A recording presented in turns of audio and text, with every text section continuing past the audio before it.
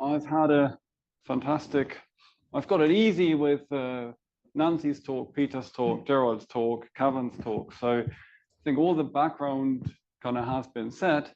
And in this talk, I will focus on applications mainly. So I will talk about specific physical systems, microscopic Hamiltonians, and kind of what we can do using these process tensor techniques.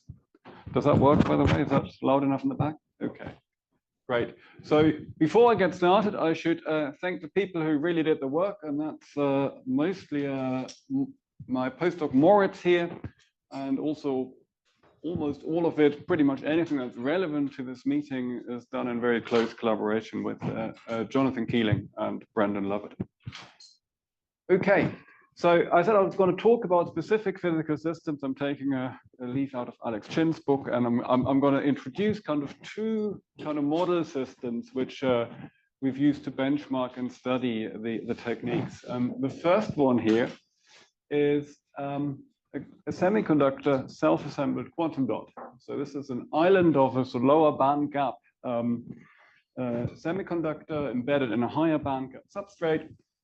Let's grow. They comprise about several thousands, maybe 10,000 atoms, and it's like a particle in a box. And it's a sort of nice model system where you can have, you've got the particle in a box, and you can have a ground state where there's kind of nothing there really, and then you can excite a single electron-hole pair. And it's not a Frenkel exciton; they're not so strongly Coulomb bound, but they are confined to the quantum dot. And you can excite that by shining a laser on the quantum dot. So it has there's a strong optical transition dipole moment, which allows you to control this two-level system. It also means you have an interaction with the electromagnetic environment. You can have spontaneous emission. You could put the thing in a cavity, etc. So those things are interesting for single photon sources and other things. So the effective Hamiltonian here is really we've got the ground state, we have the excited state, and we can apply a coherent laser to drive Rabi oscillations, do that sort of stuff. We've also got, in addition to the optical environment, we have coupling to a vibrational environment, and there we write that in the sort of usual spin boson form. We say when we're in the excited state, the charge configuration dot is different, kind of all the ion lattice sides get displaced, and we have a displacement of our bath of oscillators. So we just have a quasi-continuum of oscillator modes, and this is the interaction Hamiltonian. I've not written down the electromagnetic one. Yes, Tom? Sorry, could I just clarify what are the two levels? What are the two states? The two states is the quantum dot in the ground state. There's no kind of, electron in the conduction band of this quantum dot, right? You can go and promote an electron from the valence band to the conduction band. You leave a hole behind. You've got this bound electron hole pair on the quantum dot. That's the excited state. So it's kind of, obviously it's a complicated kind of many atom system, but it has a it behaves to a very, very good approximation as this two-level system for reasons we understand from first principles. Okay, so this is a quantum dot.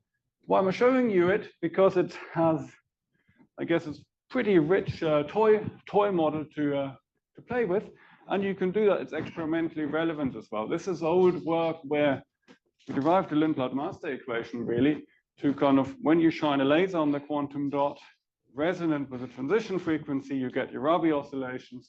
And in this case, we didn't do it as a function of time, but we changed the pulse area, we changed the laser intensity, and you get some damping on these oscillations. And then the damping becomes more severe at higher temperature.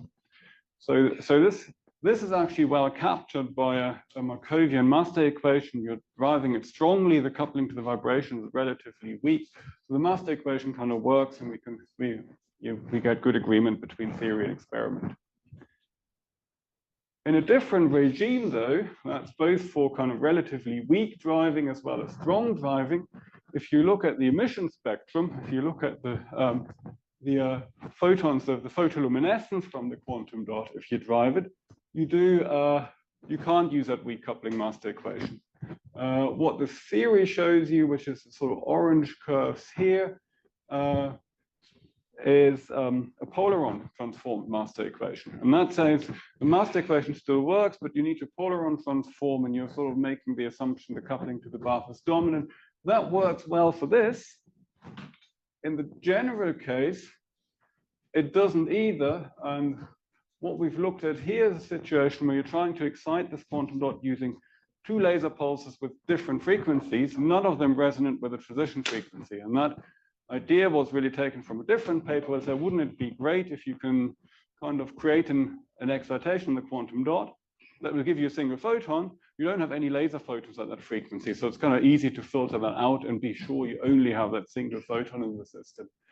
Turns out, in the absence of a phonon environment, that doesn't actually really work. You sort of see the phonon sideband here. It does work once you're out the phonon environment, but you probably actually want to use different intensities. In some sense, this kind of suggestive here, you couple with kind of different strength to the quantum dot at different sides of the zero phonon line. And then we can kind of map out what happens if you change the laser intensity versus the kind of, how much is blue, how much is red. And you can create this excitation map where we care about the state of the system, and neither of these two master equations is adequate. And actually this map was calculated using POPI path integral calculations. This is what gave us this map, but the point is you need something that enables you to kind of sometimes interpolate between these two master equations and be more generally valid and capture the dynamics of the system. Yes. So what's the spectral density? The spectral density in this case, so that is a deformation potential coupling. It's a super ohmic at low frequency, and it comes with an exponential cutoff. We usually use a sort of Gaussian cutoff. The cutoff depends on the wave function of the electron and the hole. They're isotropic and the same size. It's just a simple sort of Gaussian cutoff. The super ohmic, that's from the coupling to the deformation potential. So we know what the spectral density looks like. It's relatively simple compared to molecular systems, sort of single peak of, I think I'll show it on some future slides. Okay, that's the first model system. I'm probably spending too much time on these, but here's another one, because Olivier talked about kind of transport across molecules. So here's another, this is two kind of this is two graphene kind of leads in the molecule. Stuck between them is a porphyrin molecule with suitable kind of linkers. This is obviously a schematic depiction, but that's something where my collaborators in Oxford, they did that in the lab. This year's a few years, 5 years ago, we derived a master equation to describe the charge transport or the kind of current you get across such a molecular junction if you apply a bias between these two graphene leads. Crucially, you also need to have a kind of handle to tune the molecular orbital. And what we were interested in is resonant tunneling. So we've got the two Fermi energies and we've got one molecular orbital, and we kind of wanted to, with a gate voltage, kind of plunge that and keep it in the bias window. If you don't do that, you get co-tunneling and you get sort of different behavior. But in the resonant tunneling regime, you need a gate generally.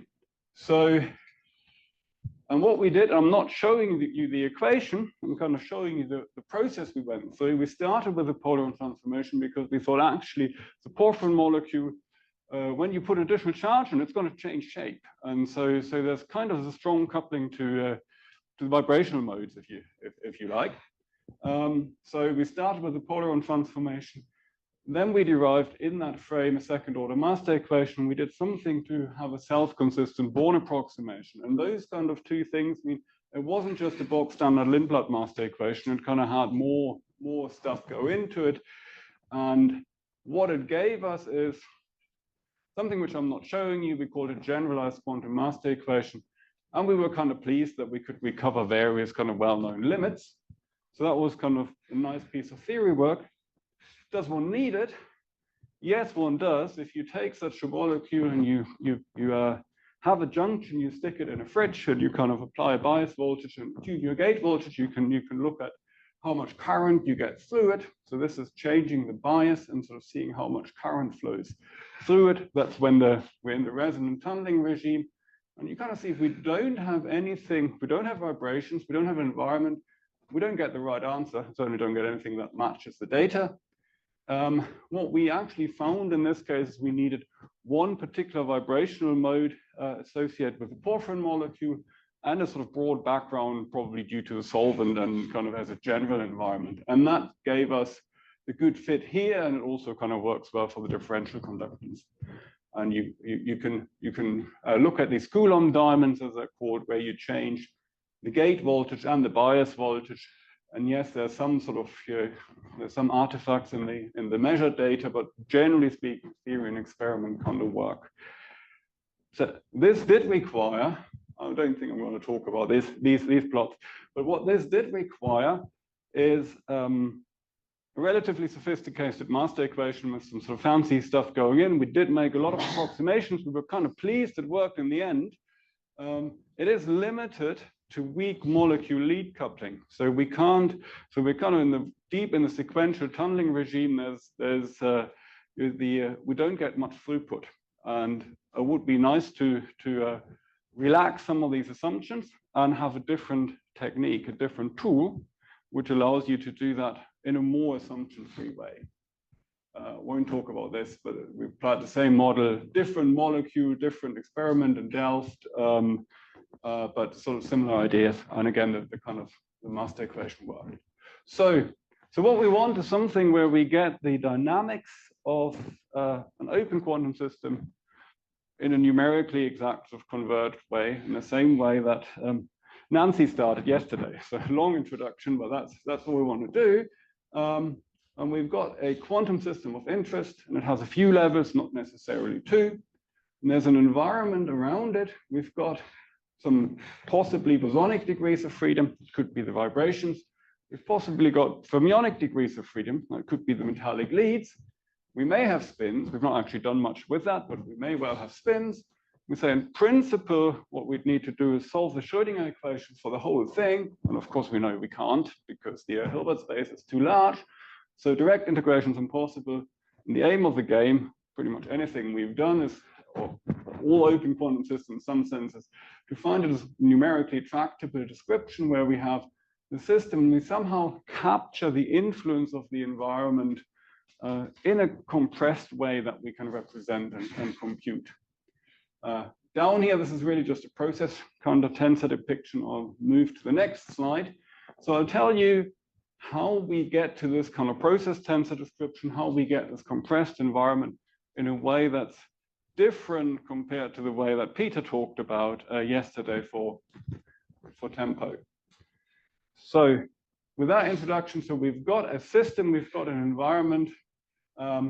What we do, and that's been done in all the work here as well, is we discretize time, introduce different time steps with time increments delta t, and then our process tensor, we've sort of, this is what I call the process tensor, or in this case, call it an influence function up here. This encapsulates what the environment does to our system at kind of different points in time. It has a capability to kind of carry forward information and capture non-Markovian effects. I'll tell you how we construct that, I think, on the next slide. But this kind of sort of way of thinking about it, and calling it the process tensor, I guess, is a convergence of the tempo algorithm and some of the work done by Kavan and Felix, and actually Jürgensen and Pollock came up with what I call PT tempo. But what we end up with is an efficient way to compress this, write this influence function matrix product operator form and compress it and make it tractable. So how does, also Kavan talked about this, I won't go into that, but you can get the process tensor in different ways is the point. So here's how we do it in the automatic compression of environment approach. Our starting point is an explicit microscopic Hamiltonian. We've got a system Hamiltonian, and we have an environment which we must be able to represent as a sum over smaller environmental degrees of freedom, smaller modes of the environment. So I call them, I label them with the index K. So we discretize the environment. Sometimes we have a discrete environment to start with. In this case, we want a discrete environment in any case, even if it's a quasi-continuum, we want to approximate it by a discrete set of environmental degrees of freedom. And what these HEs are, they're the environment, the free environment Hamiltonian, and the interaction term of that environmental degree of freedom with the system. And the only requirement we have really is that these individual environmental modes are small enough such that we can solve them efficiently, at least numerically, kind of one by one. We want to be able to write down the Liouvillean for environmental degree of freedom K, mode K. We can write down this Liouvillean. We've got the time evolution, the propagator for this. And with that, I'm going to appeal to what Kavan just did. He said we kind of take a crayon, we write down our trotterized time evolution, and I've already got two here, but we sort of take a crayon and we kind of color in the bit that's due to the environment. We separate that out from the M, which gives us the free system evolution, and we call that the process tensor of a single environmental mode. So the Q here is maybe a single environmental mode. And now I've got another one. I'm doing this again for a second environmental mode. That gives me the P. And then all I need to do, and this is where I won't be showing you the details, there's some subtleties involved in that, but all I need to do is to combine these two process tensors, Q and P, to create a sort of single one. I need to combine them and I need to compress them. And if I don't compress them using singular value decomposition, I'm still solving the whole thing. I haven't done anything except trotterized. Right? But this is the kind of trick, is to build this up one environmental degree of freedom at a time, iteratively. And as long as you can combine two process tensors and then do a compression sweep, you end up with something which is a PT MPO. Yes, Kavan. So the assumption is that the environmental degrees of freedom are not talking to each other. They're not talking to each other. They need to be independent, and you need to be able to independently solve them. That's true for the split boson model, where you just think of them as different harmonic oscillators, but they don't need to be harmonic oscillators. They could be fermions, they could be spins. We've not made any assumption about the form of the interaction, but the system can sort of only interact with one kind of mode, kind of in a pairwise fashion at a time, right? What is Q again? I am sorry. Q here, what is this Q or that Q? Sorry, they're two different Q. So okay, well, here's the sort of, I've combined Q and P and I called it Q again. So this is bad notation on my part. But Q, R, that's the next letter. yes, maybe. So this is bad notation. Q is a single up here. Q is a process tensor due to a single environmental degree of freedom. But really, all I've done is taken the crayon that kind of Kavan took, and I've sort of drawn a line around all the bits to do with the interaction terms and the environment propagation, kind of in a trotterized picture. P, right? So is P. It's a different degree of Oh, freedom. P is a different degree of freedom, and then you combine them together and you compress. And that gives you what maybe I should be calling Q here, but call it Q because we call it Q in the paper all the time. So I need to work on the notation here. The separate interfunctionals for the different. Yes, one degree of freedom at a time. Yes. So this is two, and then we kind of merge it, combine it, compress it, and then it's kind of rinse and repeat. You keep doing that. That's the idea. And if you keep doing that, it's probably bad to see it, but I couldn't resist trying to use the sort of artistic depiction of it. You keep doing that. Oh, this is the colors don't work. But we kind of think of a different environmental modes. K, we sort of have this different rows here, and we kind of do this iteratively, one mode at a time. We create a process tensor for that mode. We merge it with what we already have. We do singular value compression, and we add the next mode. And we kind of keep doing that, and we end up with these sort of Christmas tree-like structures. And that's the way to build a process tensor. And that's really all I want to say about it. Now I'll show you what we can do with it. And I'll focus in particular on something which might be a little bit harder if you're using a different approach. Can I Yes, sure. So if I understand correctly, all right, you define them as like the different functional factors for the different paths of freedom. But if you are now, I think you're trying to represent this in MPS form. Yeah. But when you do this for 1 degree of freedom, the memory is going to be infinitely long. So how do you compress this thing for 1 degree of freedom? So we don't directly control, we don't truncate the memory, we don't control the memory. We've kind of trotterized the time evolution, we write it in the sort of tensor network form. The memory is represented by how much kind of bond dimension we have. So this is related to Kavan. It's kind of, if you go back here, it's, so the kind of how much, yes, the bond dimension between adjacent queues, kind of that sort of tells us something about the non-Markovian memory. So in a scenario where we have a very long memory time, the bond dimensions will be high and we are not able to kind of compress it further. If we have a single mode, we can't compress by itself, we can't compress it at all.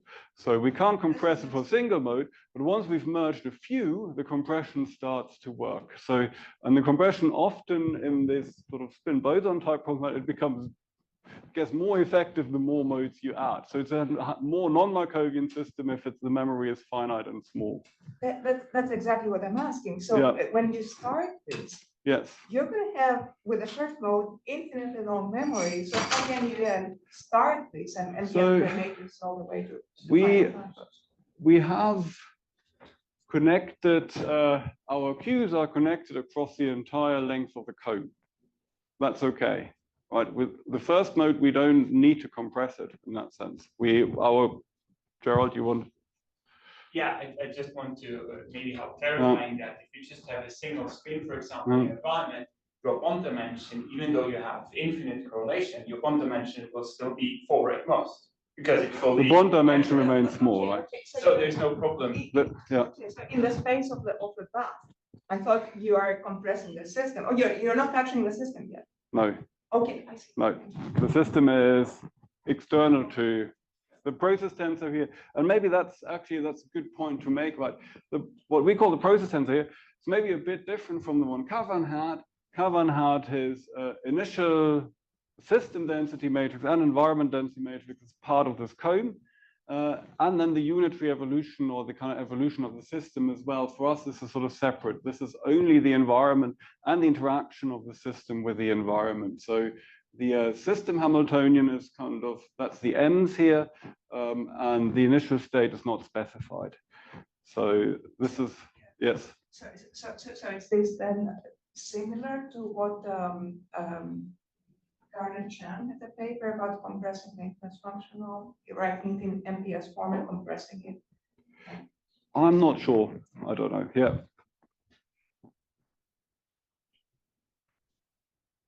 We can discuss later. So let me show you what you can do with it. So this is a small application, but of something that's the resonant level model for those who know it.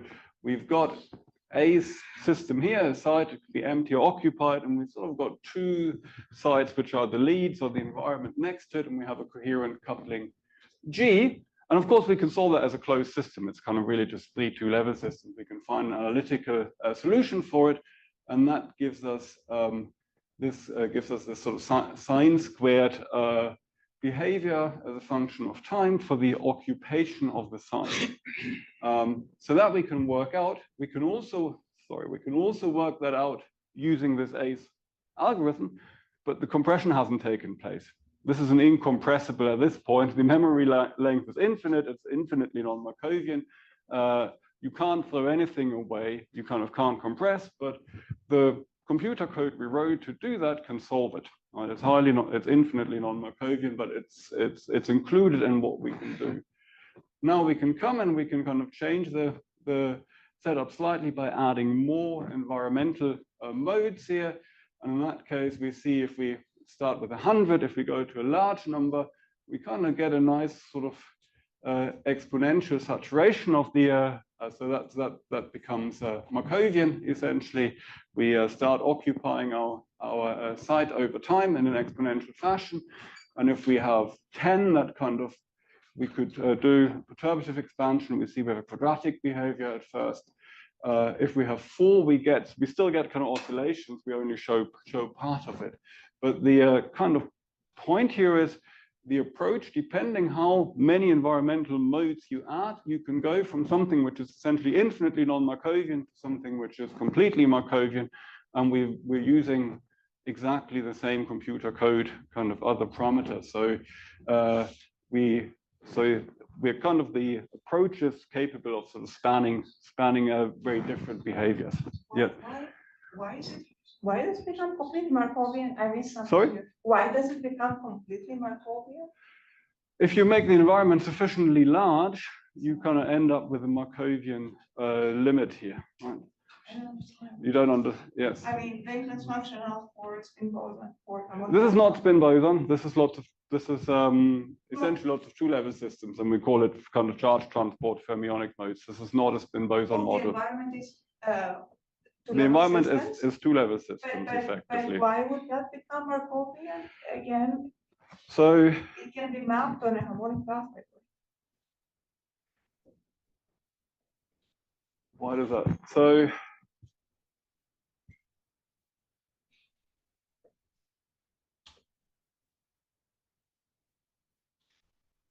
I think what we,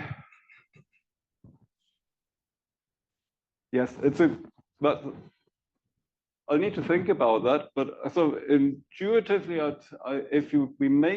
we have more fermionic leads in the environment, all coupled to a single site, which is initially empty, right? We kind of think what we expect to happen is for that level to occupy and stay occupied.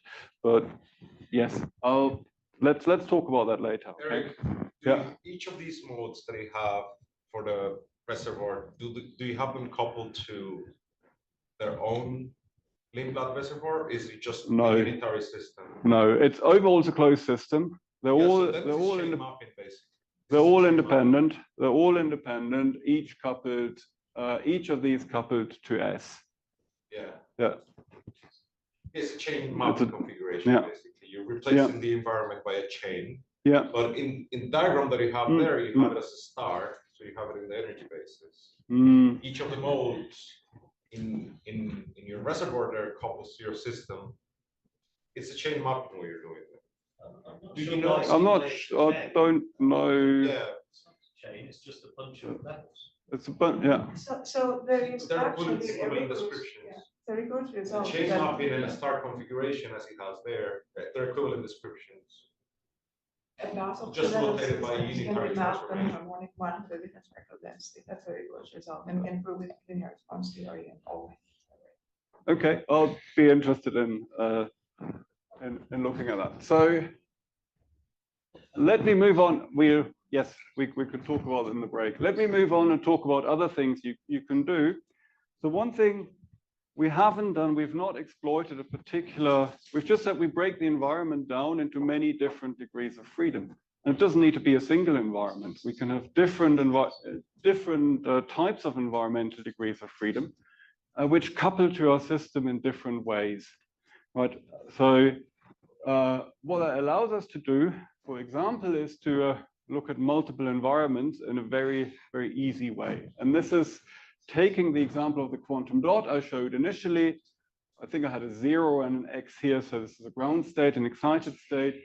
We can apply a time-dependent Gaussian excitation pulse. That's our laser pulse.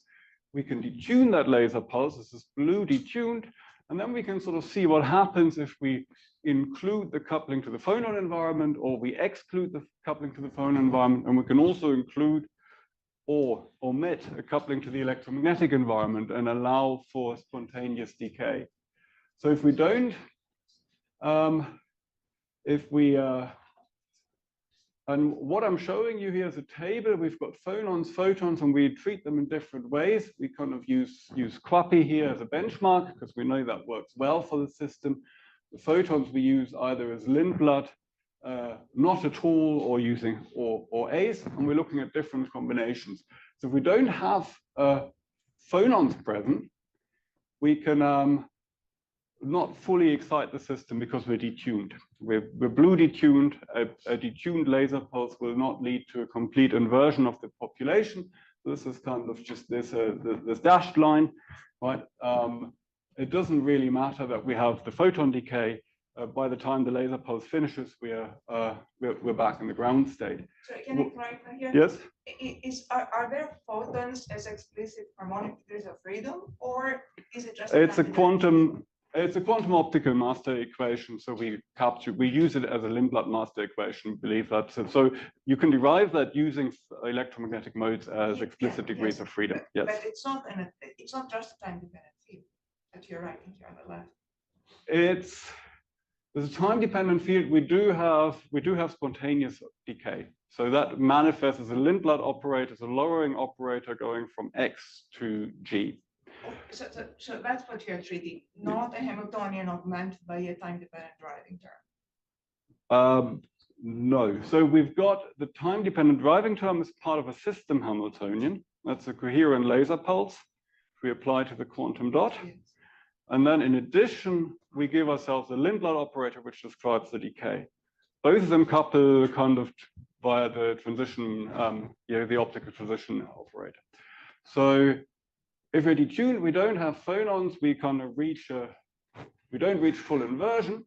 If we do give ourselves phonons and we're blue detuned, we kind of know we can excite via the phonon sideband, and we can reach a higher level of excitation. And this is what you see. It doesn't kind of matter how you do the phonons, really, whether you treat them using ACE or using QAPI. As soon as you add the phonons, you're going to create more inversion in this two-level system because you can go via the phonon sideband. So the detuning doesn't hurt you to the same amount. What you do see, and then here's where you see the spontaneous emission. Here's where you see the radiative recombination of the excitation. And that, whether you model that using a Lindblad operator, which you kind of just add in operationally or phenomenologically, or whether you actually, in this case, Nancy, here, where it's ACE and ACE, we do treat the electromagnetic environments as a bunch of harmonic oscillators. The second environment, it couples via sigma X, not via sigma Z, to the two-level system. We can do that. We get the same result as from the Lindblad decay. Because we know the Lindblad decay is the Born-Markov approximation is very valid for the spontaneous emission in the quantum optical master equation. So that's not unexpected, but it's a nice check to be able to do that and treat both types of environment kind of in the numerical formulas. This is the point of the upper panel. In the lower one, so I think we kind of took that as success. We recover kind of known results, really. Although we've solved an easier problem in a more complicated way, where we do ACE for both environments. Yeah. But it's also, it looks like Lindblad is the same as QAPI, even for the phonons. For the phonons, hang on, the phonons we don't treat with a Lindblad operator, right? The phonons we treat with QAPI, ACE, or not at all. Okay. Yeah.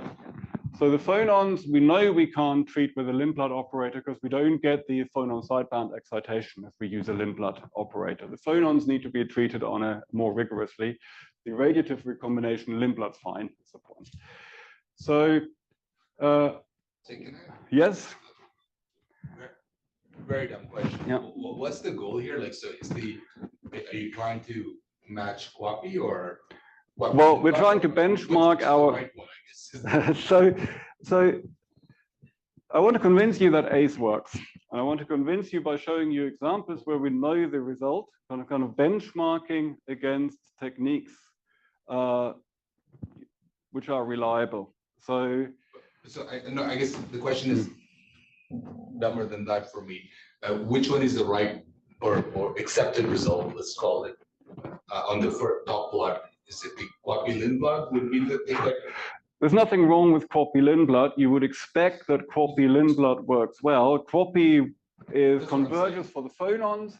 There is maybe the question you have once you add in the phonon environment, the photon environment, is there anything that's non-additive between the two? Because the photon-Lindblad term you've derived making a Born-Markov approximation in the absence, in some sense, of the phonon environment. So that's second-order perturbative. The radiative decay doesn't know anything about the phonons. Whether or not that's a good approximation, right? You might have a question mark there. I guess this line suggests it's fine. Okay, but Yes. Sorry, why don't you show copy with copy? We didn't do it, right? In this case, we did not do quappy and quappy. Yeah. So, right. So, okay. Let me try and move on. Let's see how far I get with this talk. I probably won't get to the end by the coffee break.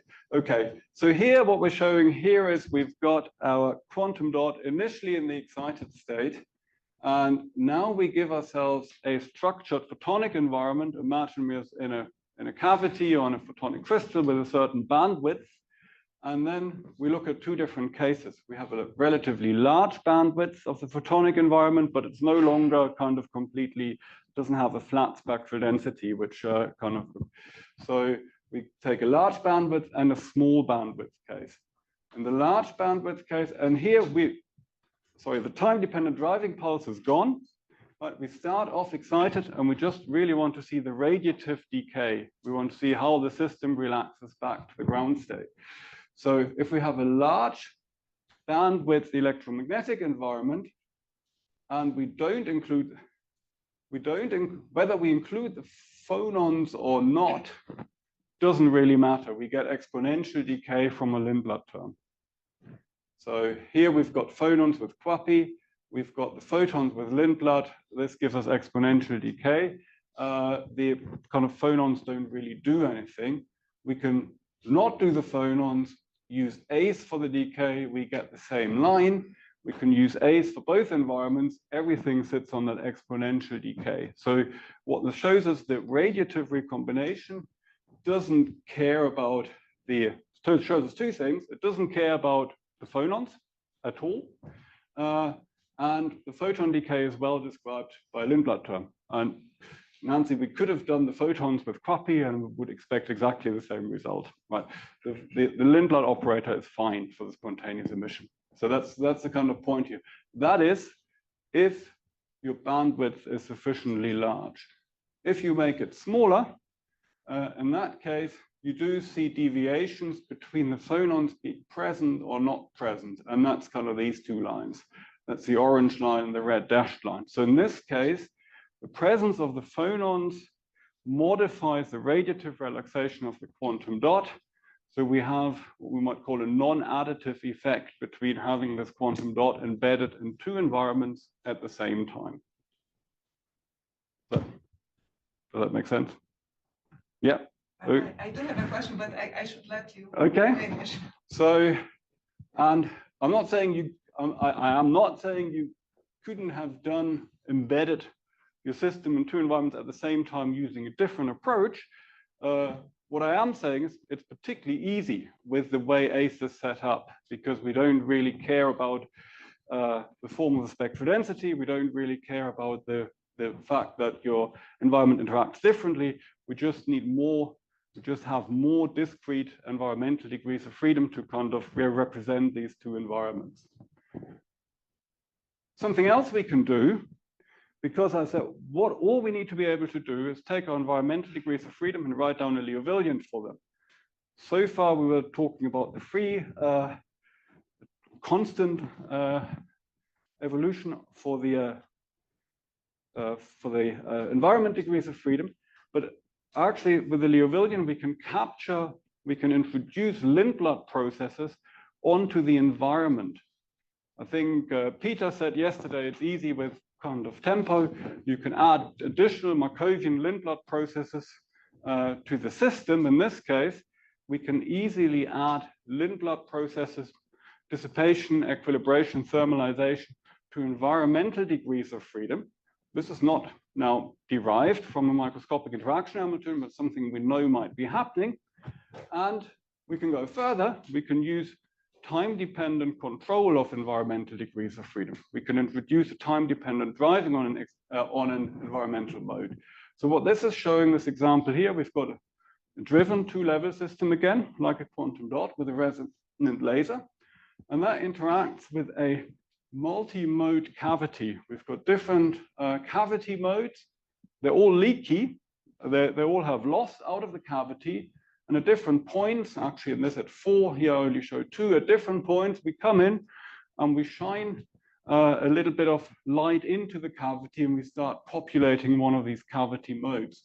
We can do that in a time-dependent way at different times, and we can track what the system does, or the excited state of the system as a function of time. Where there's nothing in it, you just get your full Rabi oscillations. Once you start to put photons into these cavity modes, these are the sort of the durations of the pulses, putting photons in the cavity modes, you see the dynamics change. And you can, I'm not showing the plots, you can kind of take that apart. If you do that instantaneously, you kind of see, you see more clear, without loss, you see the frequency changes. There's a dispersive kind of coupling here. You see the Rabi frequency changes. So you can, so I think this sort of showcases how we exploit the fact that all we need to write down is Liouvilleans for the environmental degrees of freedom. And that gives us the ability to kind of control the environment and the system via the environment. Okay. Let me show you a couple more examples. How am I doing for time? I've probably used most of it. Huh? 5 minutes. Okay, that's not good. So I should, maybe I'll skip over this I won't talk about this then. This is something where we used 2 quantum dots undergoing cooperative emission, and we kind of look at 2 quantum dots, each with their individual photon bath, but kind of emitting photons collectively, inspired by experimental results. Let me do a quick wrap up and then give you a very brief outlook in the last 5 minutes. So what this automatic compression of environment enables us to do, it's a technique to get numerically converged dynamics. As we trotterize, we have a singular value threshold. We discretize our environment if it's continuous. So the number of environmental modes and how we sample that is important.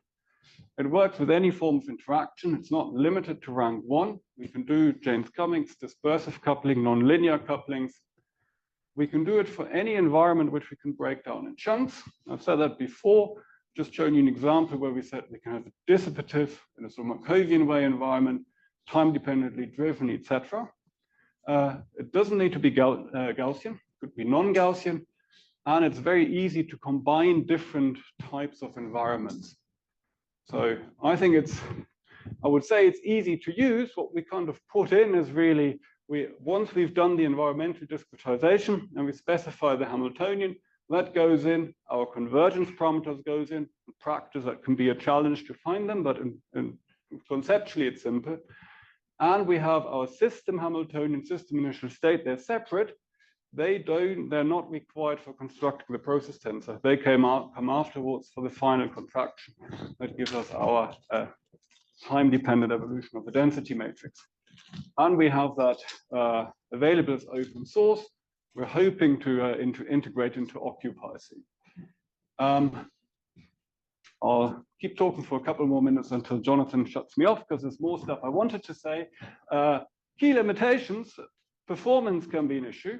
As large systems, Gerald showed us a way. This was not ACE, but it's a PT MPO technique. So that we had that yesterday. Long times, many time steps. And maybe I'll very briefly show you something here. Again, this isn't quite ACE. This is going back to the Jurgensen-Pollock influence function of PT MPO, which is constructed differently. This is something we have a preprint on. There's also more recent work from Walter Strunz's group, and Dom and Dom have something in preparation dealing with kind of infinite times. And a big limitation is the environmental modes cannot interact, so it can't deal with highly correlated environments.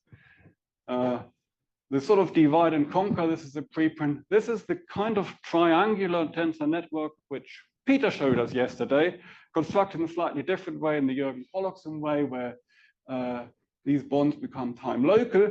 But what you see on close, and what you may see on close inspection, is there's blocks here which are self-similar, which are redundant.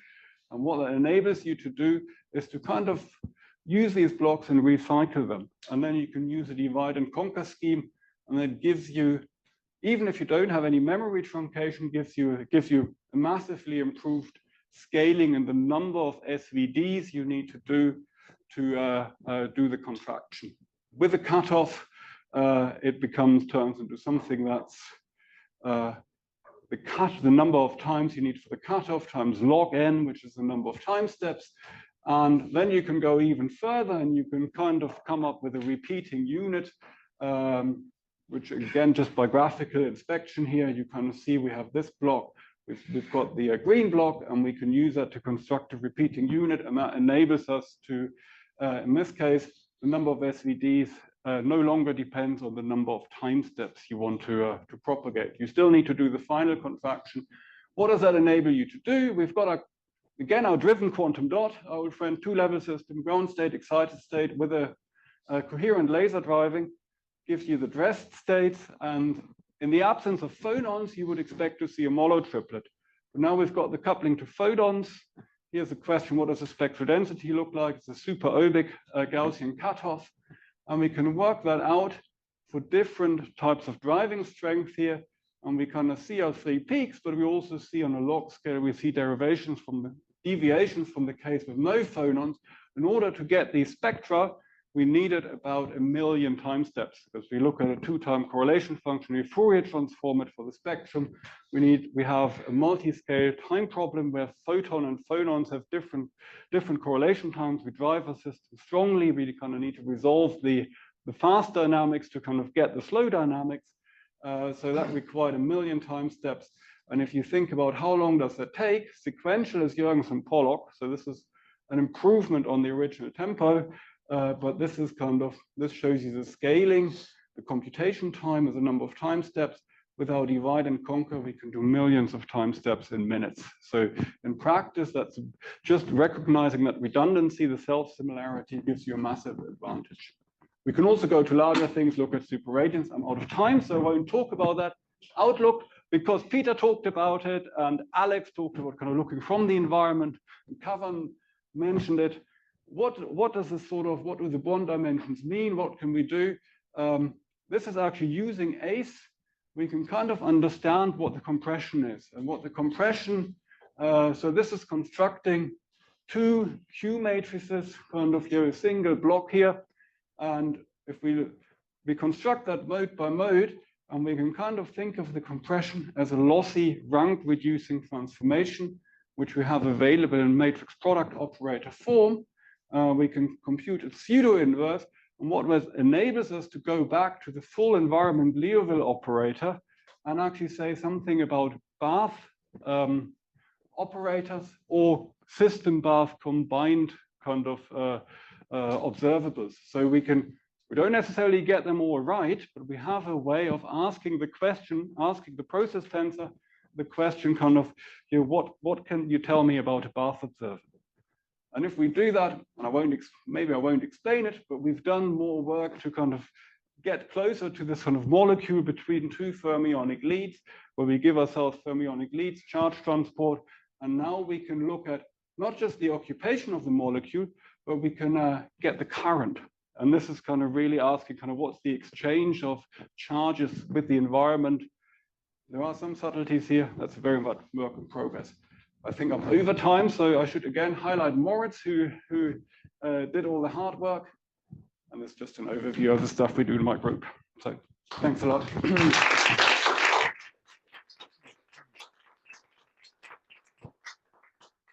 So we have a lot of questions inside break. I have time for a few more questions, but I think that others might need to go to coffee. So if you have maybe different questions from ones before, yes, but otherwise that might go to coffee.